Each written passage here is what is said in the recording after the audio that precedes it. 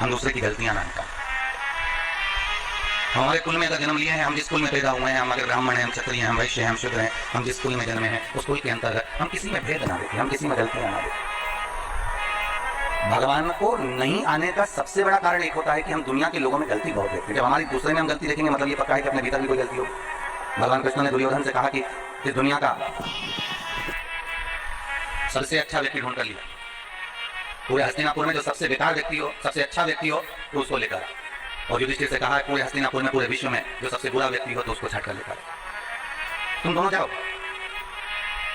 दुर्योधन अच्छे व्यक्ति को ढूंढने जा रहा है और युधिष्ठिर बुरे व्यक्ति को ढूंढने के लिए जा रहा है। कई दिन लग गए इनको ढूंढने, पर दुर्योधन को कोई अच्छा नहीं मिलता। दुर्योधन किसी को भी अगर देखता है ना तो उसमें पहले गलतियां देख लेता है। दुर्योधन अगर किसी से मिलता है तो उसमें गलती ढूंढ लेता है। युधिष्ठिर को बुरा नहीं मिला क्योंकि युधिष्ठिर जिससे भी मिलता है ना उसमें कुछ ना कुछ अच्छा ही देख लेता है। वो जिससे भी मिल रहा है उसमें कुछ ना कुछ अच्छा देख रहा है। भगवान कृष्ण ने पूछा क्यों दुर्योधन, तुम्हें कोई अच्छा व्यक्ति मिला? दुर्योधन बोला महाराज पूरी पृथ्वी पर कोई अच्छा नहीं है, सब बेकार, सब बेकार है, एक भी अच्छा नहीं है। और युधिष्ठिर से पूछा तुम्हें कोई बुरा मिला? युधिष्ठिर कहते महाराज जी पूरी पृथ्वी पर देख लिया, किसमें बुराई है ही नहीं, सब में तो अच्छाई भरी हुई है, सब में अच्छाई भरी हुई है, कोई बुरा मिला ही नहीं है। अर्थात भगवान कृष्ण कहते हैं बस यही जीवन है। दुर्योधन को बुरा ही मिल रहा है, अच्छा कोई नहीं मिलता क्योंकि उसके भीतर इतनी बुराई भरी हुई है, इतना कपट भरा हुआ है, इतना इतना छल भरा हुआ है, इतनी बेईमानी भरी हुई है कि उसको सामने वाला व्यक्ति बुरा ही नजर आए। और युधिष्ठिर बुरे से बुरे व्यक्ति में भी इतनी अच्छाई देख लेता है कि उसको सामने वाला व्यक्ति अच्छा ही नजर आता। जीते जी हमने दुनिया के लोगों में बहुत सारी बुराई देखी और मरने के बाद हम बहुत सारी अच्छाइयां देखते हैं कि वो हमारी सास बहुत अच्छी थी, हमारा ससुर बहुत अच्छा था, हमारी वो काका जी चले गए वो बहुत अच्छे थे, वो ऐसे थे, वो हम मरने के बाद अच्छा देखा। अगर मरने के बाद किसी की बड़ाई कर रहे हो तो उसको थोड़ी ना प्राप्त हो रही है, भले तुम दुनिया में तुम डोली पीट कर दो, नगाड़े बजा बजा कर दो। भगवान कृष्ण जब तक भूमंडल पर रहे स्वयं के सगे बुआ के लड़के शिशुपाल तक ने गालियां दे दी महाराज, दूसरे से क्या आशा रखोगे? स्वयं की बुआ का लड़के, भगवान कृष्ण की बुआ के लड़के। और भगवान दाऊद जी महाराज से करेंगे बुआ का लड़का इतनी मुझे गालियां दे रहा है, आपको दिख रहा है? तो दाऊद दादा कहते हैं बुआ का ही लड़का है ना, दे लेंगे गाली नहीं। कभी चोर कर रहा है, कभी कपट कर रहा है, कभी छल कर रहा है, कभी ग्वाला कर रहा है, कभी शब्दों पर शब्द बाण चलाया जा रहा है, तो क्यों चिंता करता है? कन्हैया बोलने दे।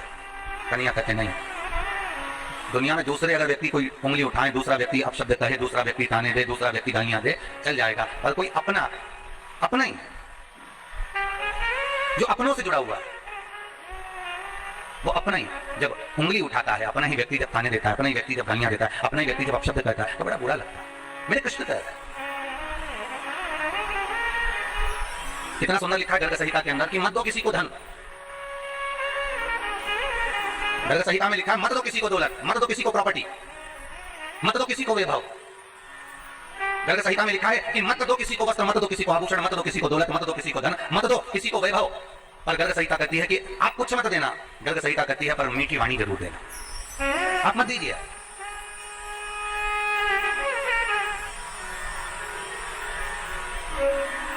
एक मिठास से परिपूर्ण वाणी जरूर प्रदान करिए। क्या भगवान शंकर भक्तों के घर में ऐसी आ जाते हैं? नहीं, निर्मल मन चाहिए। कात्यायनी माता क्या ऐसे ही प्रकट हो गई? और किसको मारने के लिए प्रकट हुई थी? वो महिषासुर को। धनु राजा के दो पुत्र रंभ करम चले गया संतान के लिए, तब करते करते पर उनके यहाँ संतान नहीं। रंभ को लगा कि मेरे भाई को मगर ने खा लिया, पानी में बैठकर हम दोनों भाई तब कर रहे थे और मेरे भाई को मगर ने खा लिया, तो क्यों ना अब मैं ये तब बंद कर मैं चारों तरफ से अग्नि लगाकर उस अग्नि के मध्य में बैठ कर तब करूं। और रंभ उस अग्नि में बैठ कर तब करते हैं और भगवान ब्रह्मा प्रकट होकर कहते हैं वर मांगो तुम्हें चाहिए क्या? तो वो रंभ कहते हैं कि मुझे वर ये दे दीजिए कि मेरे घर में संतान नहीं, औलाद नहीं, बस इतनी कृपा कर दीजिए कि मेरे घर में संतान हो जाए। ब्रह्मा जी ने वर दे दिया, जब तुम तब कर उठोगे, उठकर तुम जैसे जाओगे और जिसको भी तुम प्रेम से, करुणा से, वात्सल्यता से, स्नेह से जिसको भी देख लोगे उसी के द्वारा तुम्हारी औलाद हो जाएगी, उसी के द्वारा तुम्हारा बच्चा हो जाएगा। तुम जिसको स्नेह से देख लोगे, जिसको प्रेम से देख लोगे, बस उसी के द्वारा तुम्हारा बच्चा हो जाएगा। अच्छा, एक ये महिषासुर की कथा से सीखने को मिलता है क्या? कितना सुंदर ब्रह्मा जी ने वर दिया कि तुम किसी को भी प्रेम से देख लोगे उससे तुम्हारी संतान हो जाएगी, उससे तुम्हारी औलाद हो जाएगी, उससे तुम्हारा बच्चा हो जाएगा। अगर समझने वाली बात हो तो कितना सुंदर है कि आप किसी को भी, एक गौ माता है, एक स्वान है, कुत्ता है, एक बिल्ली है, एक चूहा है, एक खरगोश है, हिरण है, किसी को भी, आप जीव को भी एक प्रेम के हाथ से सहलाकर देखना, गौ माता को एक बार हाथ रखकर देखना और प्रेम के हाथ से, एक कुत्ते के बच्चे को भी आप प्रेम से सहलाकर देखना, वो आपके पीछे पीछे तो मिलाकर घूमेगा।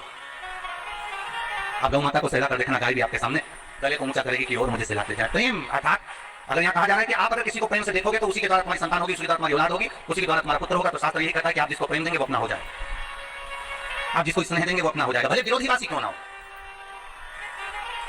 एक संत गंगा नहाकर आ रहे थे और एक व्यक्ति इनसे बहुत ईर्ष्या करता था क्योंकि इनका नाम बहुत चल रहा था। जब किसी संत, साधु, सन्यासी, तपस्वी, ब्राह्मण, कोई कथाकार, कोई वक्ता, कोई ज्योतिषाचार्य, कोई श्रेष्ठ कर्मकांडी ब्राह्मण, कोई श्रेष्ठ विद्वत जन, जब उसका खूब नाम चलने लगता है तो कुछ लोग ऐसे होते हैं जो उन पर उंगलियां उठाना प्रारंभ कर देते हैं। बेमतलब की फालतू बातों को ढूंढेंगे और उसको जगत में ले जाकर छोड़ेंगे कि कैसे ना कैसे इसके ऊपर गलत लांछन लगाया जाए। एक संत रोज गंगा नहाकर आते थे, इनका नाम सब दूर चल रहा था कि महाराज रोज गंगा नहाते हैं, गंगा जी का स्नान करते हैं, शिव जी की आराधना करते हैं, भगवान शंकर का धन्यवाद करते हैं, भगवान शंकर का अनुमोदन करते हैं। इनका नाम बहुत चला। अब इतना नाम चला तो इनसे जो चलने वाला था वो भी रोज मंदिर जाता था, वो भी रोज गुणगान गाता था, वो भी रोज स्मरण करता था, पर उसको कोई नाम नहीं चला, उसका कोई नाम का स्मरण नहीं हुआ, उसको कोई ने पूछा नहीं, उसका कोई स्मरण नहीं हो पाया, उसको लोगों ने ध्यान नहीं दिया। तो उसके मन में ईर्ष्या आ गई। अब ईर्ष्या आ गई तो वो पेड़ पर चढ़कर बैठ गया और खूब सारा पान खा के बैठा। अब संत जैसे गंगा नहाकर आए तो इसने ऊपर से थूक दिया संत पर। अब संत पर थूका तो संत बेचारे वापस गंगा नहाने चले गए, ये वापस आए नहा के, फिर इसने थूक दिया, फिर वो गंगा नहाने चले गए, फिर इसने थूक दिया, फिर वो गंगा नहाने चले गए। दूसरा कोई रास्ता नहीं था कि संत वहां से निकल जाए, रास्ता भी वही था क्योंकि दूसरे रास्ते से स्त्रियां गंगा नहाने आती थी तो संत वहां जाते ही नहीं थे। संत जब जब निकलते ये पेड़ पर बैठा बैठा थूकता रहता। संत ने इसको झांका तक नहीं, देखा तक नहीं, क्योंकि ये थूकने वाले को क्या देखे, इसको देखकर करना क्या इसको नहीं। वो बार बार थूक रहा है, वो बार बार स्नान कर रहे हैं। आए अब की बार जब वापिस आए तो जो ऊपर बैठकर थूक रहा था उसके मुख में पान का पीक थूक सब समाप्त हो गया था। आकर चरण पकड़ लिए, गुरुदेव मैंने इतनी बार आपको थूका पर आपके मुख से कोई शब्द नहीं निकला। गुरुजी बोले तू मेरे पाँव मत पकड़, आज मुझे एक मौका दे दे कि मैं तेरे चरण पकड़ लूं। गुरुदेव आप मेरे चरण, मैंने आकर थूका है, मैंने आप पर अपशब्द कहे हैं, मैंने थूका है आकर और आप मेरे पाँव पड़ना चाहते हैं। गुरुजी बोले, संत बोले भाई देख रोज गंगा की एक डुबकी लगाकर चले जाता था पर आज तेरी ऐसी करुणा हो गई, कृपा हो गई कि 108 बार डुबकी लग गई, तेरी कृपा हुई, ये दूसरा कोई नहीं कर सकता। तो थूकता रहा, मैं गंगा नहाता रहा, रोज एक गंगा की डुबकी लगाता था, आज 108 बार डुबकी लग गई, ये तेरी कृपा ही तो है। उसकी आंख में आंसू भर गए कि संत संत होता है, साधु साधु होता है, सन्यासी सन्यासी होता है, तपस्वी तपस्वी होता है, विद्वान विद्वान होता है। दुनिया के लोग कितनी भी उंगली उठाएं, कितने भी ताने दे, कितने भी अपशब्द कहें, आप मौन रहिए, संत जैसा भाव है। आपकी निर्मल चादर, निर्मल भीतर से निर्मलता का भाव होना चाहिए, भाव शुद्ध होगा, भगवान मिल जाएगा, मिलेगा। रंभ को वर मिल गया कि तुम जिसको प्रेम से देख लोगे उसी के द्वारा तुम्हें संतान हो जाएगी, बस प्रेम।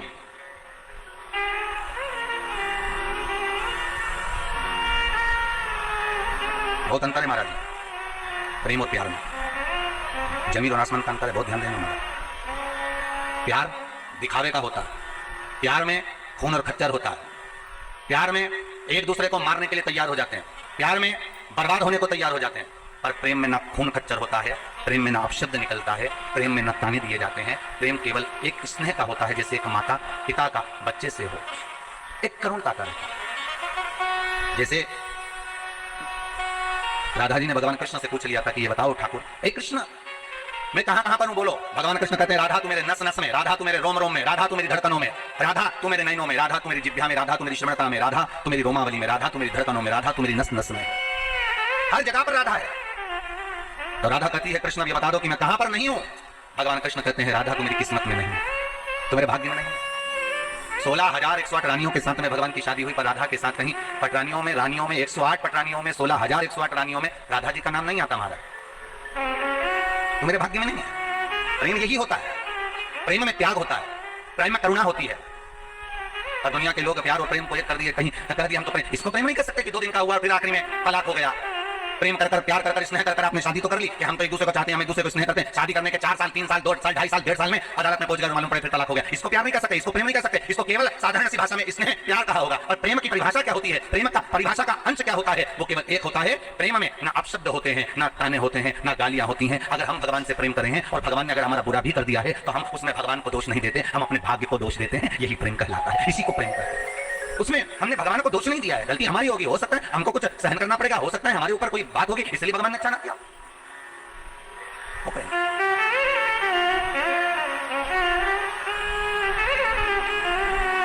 वो प्रेम है महाराज। रंभ तुम जिसको प्रेम से देख लोगे उसी के द्वारा संतान हो जाएगी। बस शास्त्र बहुत सुंदर बात कर रहा है। आप पड़ोसी के बच्चों से भी प्रेम कर लोगे ना तो वो जाके तुम्हारे लिए दूध की थैली ला देंगे। बोलो सही है कि गलत है? बच्चों के पड़ोसी के बच्चों से भी कह दोगे प्रेमवश की बेटा जाओ लिया तो वो ला देंगे, प्रेम के बल। पड़ोसी के बच्चे भी अपने बच्चे बन जाते हैं अगर प्रेम है तो। फिर रंभ के लिए ब्रह्मा जी ने कहां गलत कह दिया? रंभ के लिए ब्रह्मा कहां गलत कह रहा है कि तुम जिससे प्रेम से देखोगे तुम्हारी संतान हो जाएगी?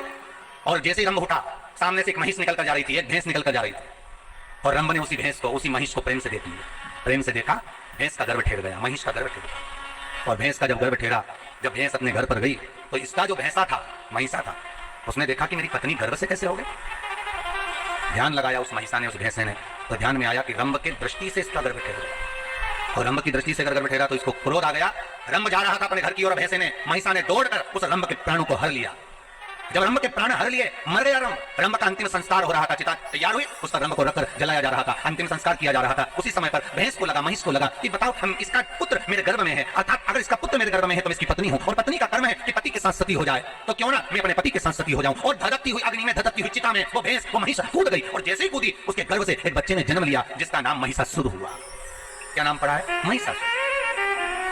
एक बेटे ने जन्म ले लिया जिसका नाम महिषासुर हो गया। अब महिषासुर ने जन्म तो ले लिया, पर महिषासुर ने विचार करा कि देवताओं से द्वेष करूंगा तो मारा जाऊंगा। महिषासुर ने सबसे पहले ब्रह्मा जी से तप करा, और ब्रह्मा जी का तप करके ब्रह्मदेव से कहा, ब्रह्मदेव मुझे वर दीजिए कि मैं मरूं ना। ब्रह्मा जी ने कहा ये तो हो नहीं सकता कि तुम नहीं मरोगे, मरना तो पड़ेगा, मृत्यु लोक में आए हो तो मौत तो निश्चित है। माता के गर्भ से जब तुम्हारा जन्म हुआ, नाल कटी, उसी समय पर लिख दिया गया था कि कहां मरोगे, किस जगह पर मरोगे, कौन सी तिथि, कौन सा पल, कौन सी घड़ी, कौन सी जगह, एक एक स्थान को निश्चित कर दिया गया था कि कहां तुम्हारे प्राण छूटेंगे, किस जगह पर तुम मरोगे, तुम्हारी अंतिम संस्कार, अंतिम जगह कहां होगी, अंतिम श्वास तुम किस जगह पर लोगे, वो निश्चित करा गया। अंतिम पल, अंतिम घड़ी, अंतिम क्षण निश्चित किया। इसलिए शायद कबीरदास जी कहते हैं, गुरु की करनी गुरु भरेगा, चेला की करनी चेला उड़ जाएगा हंस अकेला। जिसके कर्म का भोग जिसको भोग।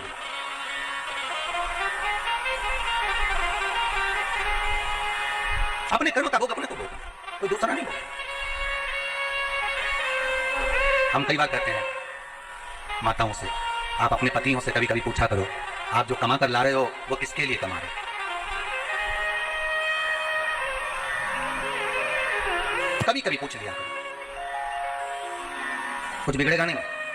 और पति बोले कि तुम्हारे लिए कमा रहे हैं, बच्चों के लिए कमा रहे हैं, तो पत्नी का फर्ज है कि पति से कह दे कि कमाओ, मना नहीं है, पर थोड़ा थोड़ा सत्कर्म भी करते जा। अभी इतनी भयंकर कोरोना महामारी चल रही है, कहीं बन सके तो थोड़ा पुण्यपन भी कर ले, थोड़ा सत्कर्म कर ले, थोड़ा धर्म कर ले। कत नामक ऋषि हुआ, क्या नाम होता है? कत। और कत नामक ऋषि के घर में पुत्र हुआ जिनका नाम था कात्य।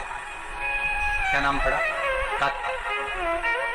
कात्य ऋषि ने अपने पिता के बतलाए अनुसार शंकर भगवान की ऐसी भक्ति धारण करी कि शंकर भगवान के शिवलिंग का निर्माण कर शिवलिंग के सामने हृदय चित्त को जोड़कर शंकर के मंदिर में शिवलिंग के सम्मुख में बेलपत्री चढ़ाना, शंकर का अनुमोदन करना, पूजन करना, और उसी जल को नयनों से लगाकर भगवान शिव का स्मरण करना।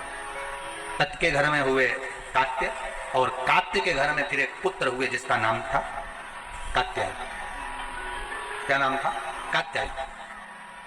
कात्यायन ऋषि ने ऐसा तप करा, जब वो 4 साल के थे कात्यायन ऋषि, तो अपने पिता कात्य से पूछा, पिताजी भजन करना, सत्संग करना, स्मरण करना, संकीर्तन करना, पूजन करना, पाठ करना, इन सब में सर्वश्रेष्ठ क्या है?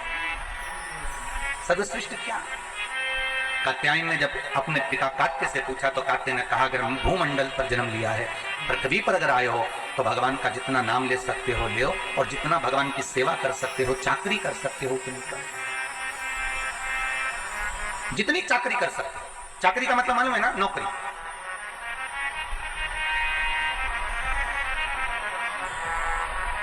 भगवान के मंदिर में भी अगर आप जा रहे हो तो ये भाव रखकर जाना कि हम सेठ जी के घर में नौकरी करने जा रहे हैं। थोड़ा झाड़ू लगा दिया, पोछा लगा दिया,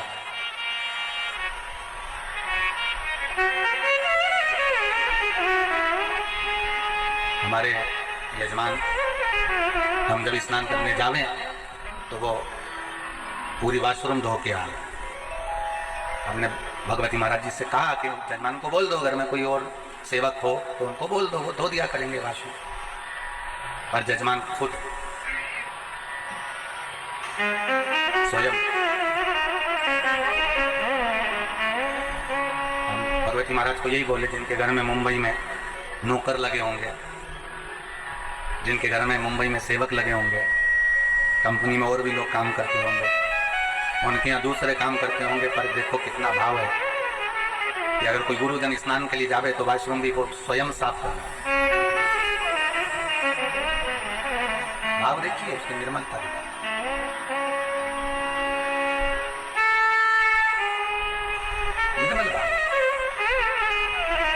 चाकरी कर लो, पहले भी कथा में कांच फिर कहते हैं, जिस मंदिर में कोई ना जाए उस मंदिर में तुम जाओ, जिस मंदिर में लोग पानी ना चढ़ाए उस मंदिर में तुम चढ़ाओ, जिस मंदिर में लोग झाड़ू ना लगाए उस मंदिर में तुम लगाओ, जिस मंदिर में लोग पोछा ना लगाए उस मंदिर में तुम लगाओ। शंकर के मंदिर में जहाँ कोई ना जाए वहाँ एकांत में जाकर तुम बैठ जाओ। मंदिर को साफ करो, धो पोछो, शिव जी का श्रृंगार कर दो, घर से चंदन ले जाकर लेपन कर दो, कहीं की पत्ती वत्ती तोड़कर बाबा का श्रृंगार कर दो, थोड़ा एकांत में बैठकर शंकर जी से बात कर लो। 1 महीना कर कर देखो, फिर कह देना किसी और वाला महाराज झूठा है, उसकी वाणी झूठी। जिस मंदिर में कोई नहीं जाता हो, जिस मंदिर में कोई पहुंचता नहीं हो, ऐसे शंकर के मंदिर में तुम जाकर झाड़ू लगाकर, पानी डालकर, साफ कर कर, शिव जी का श्रृंगार, पार्वती का श्रृंगार, गणेश जी का श्रृंगार, कार्तिकेय का श्रृंगार, बढ़िया मल कर स्नान कर कर। तुम्हारे पास में कुछ भी नहीं है, मत चढ़ाओ, पेड़ पौधों की पत्तियां तोड़कर चढ़ा दो, घर से थोड़ा सा चंदन ले जाओ, उसको घिस कर, भले गोपी चंदन हो, सादा चंदन हो, लाल चंदन हो, पीला चंदन हो, जो हो वो भगवान को लगा दो।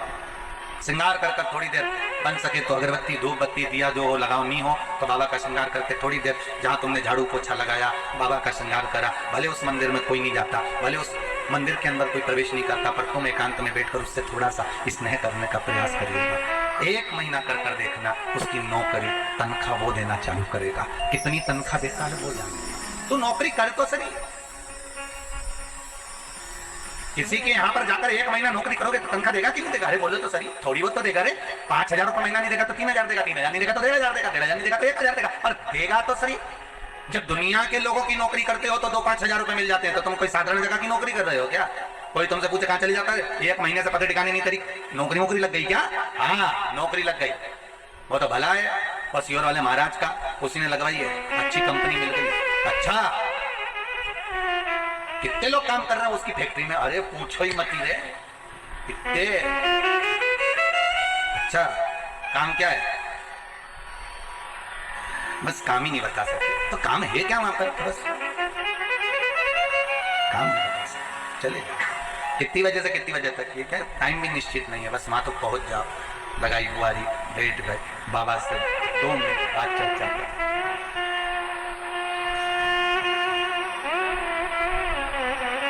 2 मिनट बैठ कर आप बस बाबा से चर्चा कर लिए, स्नेह कर लिए, बोल दिए दिल की बात। और फिर निवेदन करूंगा, जब आप चाकरी करो, नौकरी करो, तो बोलना मत कि मुझे धन देना, कि दौलत देना, कि सत्ता देना, मत बोलना। सेठ है वो, सब जानते। आप तो केवल सेवक की करो, आप तो केवल चाकरी करो, मनुष्य। शिव महापुराण में भगवान शंकर अमरनाथ की गुफा में माता पार्वती से कहते हैं, सुन पार्वती, कलिकाल में, कलयुग में जितने जन्म लेंगे कोई पुण्य का भागी नहीं है, सबके सिर पर पाप की गठरिया। पार्वती, अमरनाथ की गुफा में भगवान शंकर कहते हैं, संसार सागर में कलयुग में आपका जन्म हुआ है तो मस्तक पर पाप की गठरिया भरी पड़ी है। कोई तुमसे कहे कि हमारा श्राप लग जाएगा, बद्दुआ लग जाएगी, ये लग जाएगा, वो लग जाएगा, दुनिया के लोग तुम्हें डराएंगे, धमकाएंगे, डरने की जरूरत नहीं है। संसार सागर में कोई दूध का धुला हुआ नहीं है। शिव पार्वती से कहते हैं, संसार में वही श्रेष्ठ है जो शिव की आराधना में डूबा है और शंकर के मंत्र का स्मरण कर रहा है। पाप सबके माथे पर है। 4 स्थान पर हर व्यक्ति से पाप होता है। पहला, झाड़ू लगाते समय छोटे जीव मर जाते हैं, पाप माथे चढ़ जाता है। दूसरा, वस्त्र धोते समय, नहाते समय छोटे छोटे जीव मर जाते हैं, उसका पाप माथे चढ़ जाता है। तीसरा, अग्नि जलाते समय, भोजन बनाते समय, लाइट जलाते समय छोटे छोटे पतंगे मर जाते हैं, उसका पाप माथे चढ़ जाता है। चौथा, अपने घर से चलकर जब हम कहीं जाते हैं, अपने पांव के नीचे छोटे छोटे जीव मर जाते हैं, उसका पाप माथे चढ़ जाता है। 4 स्थान पर हर व्यक्ति से पाप होता है, प्रत्येक व्यक्ति के मस्तक पर पाप बंधा रहता है। पर सुन पार्वती, जो प्रतिदिन शिवालय में जाकर 1 लोटा जल शंकर को समर्पित करता है, वो धीरे धीरे पाप से मुक्त होकर मेरा अपना होते चले जाता है और वो संसार सागर से मुक्त हो जाता है। बहुत डराया गया संसार में, लोगों ने खूब डराया आप लोगों को, ऐसा मत करना पाप लग जाएगा, ऐसा मत करना पाप लग जाएगा, ये मत करना पाप लग जाएगा, भगवान को ऐसे भोग लगा दिया पाप लग जाएगा, भगवान को ऐसे जल चढ़ा दिया पाप लग जाएगा, भगवान को ऐसा कर दिया पाप लग जाएगा, भगवान को ऐसे प्रणाम कर लिया पाप लग जाएगा। शिव महापुराण ने सब कुछ समाप्त कर दिया। शिव महापुराण ने तो एक ही बात कही कि बच्चा गंदे नाली में गिर जाए, बच्चा गंदे पानी में गिर जाए, बच्चा गंदे कीचड़ में गिर जाए, उसको कोई नहीं उठाएगा, कोई गले से नहीं लगाएगा। बच्चा कीचड़ में गिरा हुआ केवल एक माँ और एक बाप होते हैं जो कीचड़ में गिरे हुए बच्चे के कपड़े नहीं देखते, उसको गले से लगा लेते हैं। उसी तरह संसार में कितना भी पाप हो जाए, शंकर के मंदिर जाना मत छोड़ना, क्योंकि वो बाप ऐसा है कि तुम कितने भी पापी हो तो भी गले से लगाकर तुम्हें तार देगा, तो भी तार। बहुत मिलेंगे तुमको, बहुत दिन भर सोशल मीडिया पर, दिन भर प्रवचन में लोग आपको यही ज्ञान देंगे, ऐसा मत करना पाप हो जाएगा, भूल से भी ये गलती मत कर लेना। गूगल पे सर्च करो तो सबसे पहला सत्य ये आएगा, भूल से भी आज प्रदोष है, भूल से ये गलती मत करना पाप लग जाएगा। जब सर्च करो नवरात्रि चल रही है, अष्टमी आ गई, भूल से भी ये मत करना पाप लग जाएगा, एकादशी है आज, भूल से भी ये मत करना पाप लग जाएगा। अरे भाई, संसार सागर में कौन पुण्य भागी है? संसार सागर में तो केवल वही पुण्य भागी है जो कली काल में भगवान के नाम में डूबा हुआ है और अपने कर्म को श्रेष्ठ करता हुआ चल रहा है। कि मत बुरे कर्म कर बंदे वरना पछताए, भगवान की आंखों से बच नहीं पाएगा, तू बच नहीं पाएगा। कोई तुम्हें मंदिर में मिले और कहे कि ऐसा करोगे तो पाप लगेगा, वैसा करोगे तो पाप लगेगा, उसको समझा देना शंकर मेरे पापा हैं, शिव मेरे पिता हैं, और बाप अपने बच्चों की गलती नहीं देखता, बाप अपने बच्चों के सिर पर हाथ रखता है, उसको गले से लगाता है, उससे प्रेम करता है, बाप है वो। इस कथा को हम अखंड शिव महापुराण के रूप में बांचना चाह रहे थे। अखंड अखंड सौभाग्यवती के भाव से, अखंड वैभव के भाव से, अखंड संपदा के भाव से। जैसे 3 चीजें हैं अखंडता में मानी जाती है, एक बेलपत्र, दूसरे नंबर पर अक्षत चावल का दाना, तीसरे नंबर पर शमी का पत्र, अखंडता में माना जाता है। याद रखना,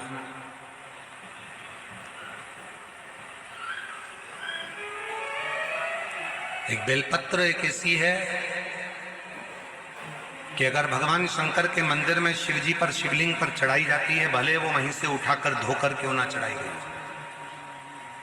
तुम 1 हफ्ते तक भी अगर मंदिर नहीं आए हो और अगर एक बेलपत्र तुमने, मान लो आज तुमने एक बेलपत्र चढ़ा दी और घर गए, या रात को या दूसरे दिन तुम रजो धर्म से हो गए, रजस्वला हो गए, मंदिर नहीं जा सकती 5 दिन 6 दिन 7 दिन, या कहीं जाना पड़ गया, तो क्या कहते हैं कि हमारा जल चढ़ाने का नियम टूट गया। कोई कहता है मेरा ये पूजन खंडित हो गया। नहीं, शिव महापुराण बड़ी सुंदर बात कहती है, एक बेलपत्र, एक शमी पत्र और एक चावल का दाना, ये 3 ऐसे हैं जिनको अखंड माना है। यदि आप रोज शिव जी के मंदिर में आप जल चढ़ाने का नियम रखा है और आपको मालूम पड़ा कि मेरा रजो धर्म इस तारीख को आने वाला रहता है, तो 2-3 दिन पहले से या तो शमी पत्र या चावल का एक दाना या बेलपत्र शिव को चढ़ाना प्रारंभ कर दिया करो। तो आप यदि 15 दिन भी मंदिर नहीं गए हो तो भी आपका जल अखंड निरंतर स्वीकृत किया जाता है, अखंड। भले तुमने 10 दिन 15 दिन उस जल को नहीं चढ़ाया, तुम 5 दिन 7 दिन नहीं जा सकी, मंदिर नहीं पहुंची, तुम मंदिर तक नहीं जा पाए, तुम कोई कार्य में लग गए, तुम नहीं पहुंचे, और उस जल को अखंडता में, अखंड। क्यों? एक बात आप लोगों ने, पशुपति व्रत किसने करा? हाथ उठाओ जरा, किन किन ने करा? सारे पंडाल वाले। हाँ ठीक है, रखिए। पशुपति व्रत में एक बात कही जाती है, 3 चीजें हैं। एक है पाशुपत्य अस्त्र, दूसरे नंबर पर है पाशुपत्य योग, और तीसरे नंबर पर है पशुपति व्रत। 3 चीज। इसमें जो पशुपति व्रत होता है, इस व्रत में कथा में कहा जाता है कि आप लोग जब व्रत करो और 2 व्रत हो गए, या आपको बीच में कहीं जाना पड़ गया, या रजो धर्म आ गया, या कोई काम आ गया, आप शादी में चले गए, फंक्शन में चले गए, बीच में आपका जो 2-3 व्रत छूट गए, उसके बाद वापस व्रत करोगे तो कई लोग कहते हैं हमारा खंडित हो गया। नहीं नहीं, खंडित नहीं हुआ। पशुपति व्रत 5 व्रत होते हैं। बीच में अगर तुम कहीं चले भी गए, कोई फंक्शन में चले गए, बाहर चले गए, देश विदेश चले गए, कोई रजो धर्म में चले गए, तो आप उस व्रत को नहीं करते हो। पर वो व्रत भले तुमने नहीं करा, पर इसके पहले तुमने जो शंकर जी की पूजन करी थी, इसके पहले तुमने जो पशुपति व्रत करा था, पिछले सोमवार को जो तुमने पशुपति व्रत करा उसमें जो बेलपत्री चढ़ाई, पिछले सोमवार को तुमने पशुपति व्रत करा उसमें जो चावल का दाना चढ़ाया, पिछले सोमवार को जो तुमने पशुपति व्रत करा उसमें भूल से भी तुमने अगर समी पत्र या चावल का दाना या बेलपत्र कभी चढ़ाया है, तो वो व्रत तुम्हारे चाहे 15 सोमवार छूट गए, 5 सोमवार छूट गए, 3 सोमवार छूट गए, 4 सोमवार छूट गए, पर वो व्रत तुम्हारा अखंड कहलाता है। भले तुम उसको करो चाहे मत करो। फिर वापिस आते हो, वापिस आने के बाद फिर व्रत करते हो। अब तुम्हारा 3रे नंबर का व्रत है, फिर चालू हो जाता है। 4थे नंबर का व्रत फिर हो जाता है। फिर कहीं जाना पड़ गया, फिर एक व्रत रह गया, फिर वो मान्य होगा। तो वो खंडित नहीं होता, खंडित।